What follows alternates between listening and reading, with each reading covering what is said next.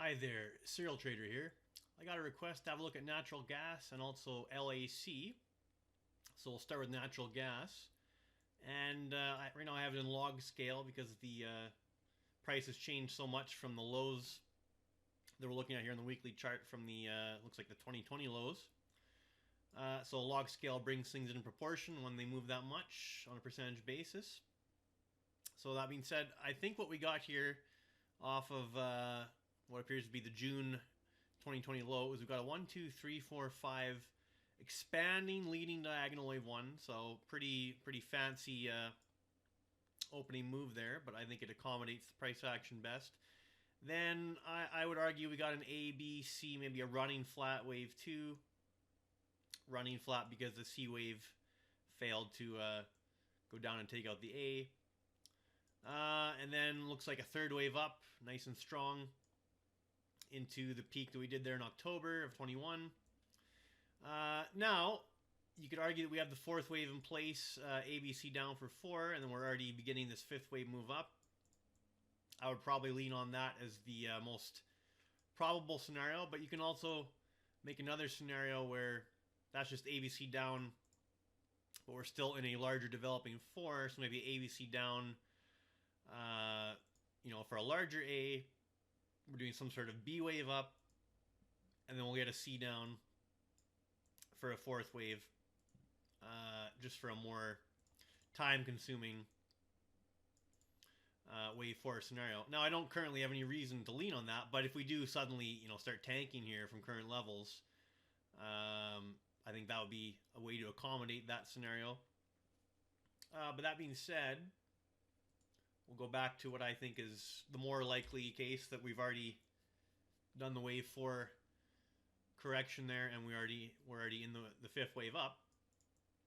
So assuming that's the case, well, a couple things. So big picture, if we just take the length of wave 1, projected off of the proposed bottom in wave 4, what's that give us for wave 5 versus 1 equality objective, which is a pretty common area? That'd be around 820 for natural gas, so significantly higher than the current levels, around 5.7.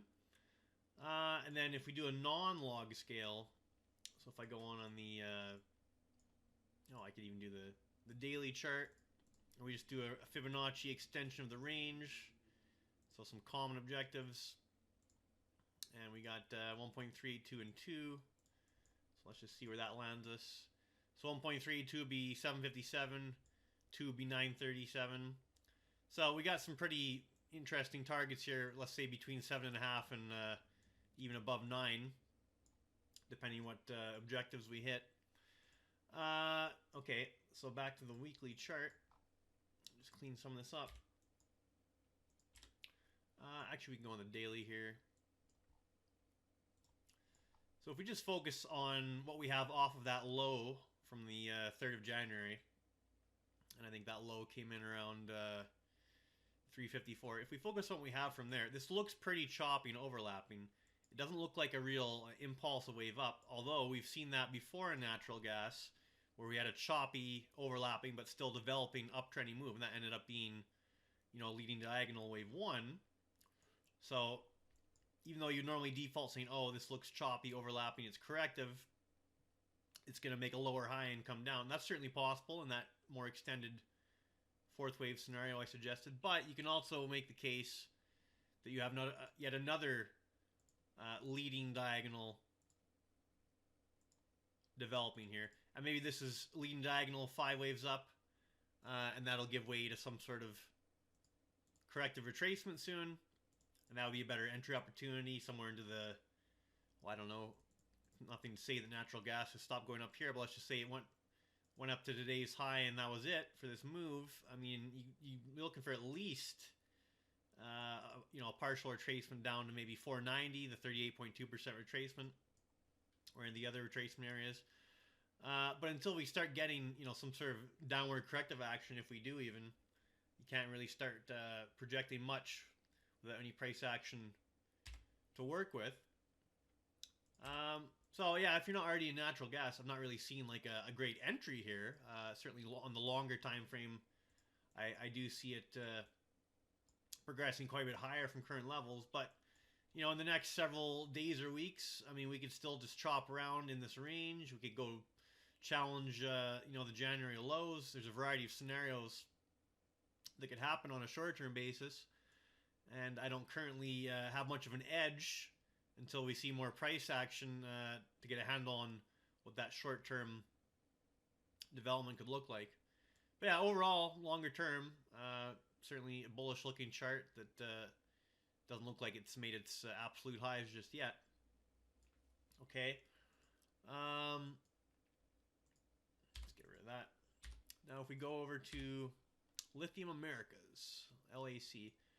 Okay, so again, I have this in log scale because we've moved from such an extreme price of, you know, around $2, and now we're, you know, well into the, well, even at the high, went over $40. So that's quite a scale change. So log scale is most appropriate for viewing a chart like that. So this certainly looks like a nice uptrend, still in progress. Basically nothing but higher highs and higher lows. For an Elliott count, I mean, it's debatable. What I'd really like to focus in on is what we've done off of this low, because I think we do have an Elliott structure that I can pretty readily identify here. And that's where, so from this low in May of 21, we got the 1, we got the 2, that's the 3, I think that was the 4, and we're in the 5th, not complete yet.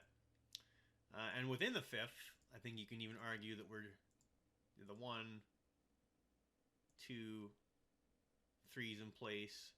And let me just drop the degree down on the sub-labels here. So like going on the daily chart. Don't need to be in log scale on this time frame because it's not much of a change when you drop down like this. Okay, so we're probably doing a 4th wave pullback. And let's do a fib retracement from the low of 2. So let's do a retracement of this proposed 3rd wave. So we're coming close to this 38.2% retracement.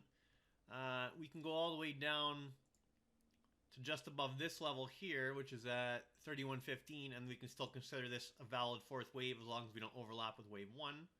So wave 1 overlap would be right there at that 31.15 level. So anything, basically anything at or above 31.15, I think is a solid potential buy to try and catch the next wave up, which should be this 5th wave, which we should you know, easily get above this 41.56 high once we set up for this 5th wave. Probably go well into the 40s and then reassess.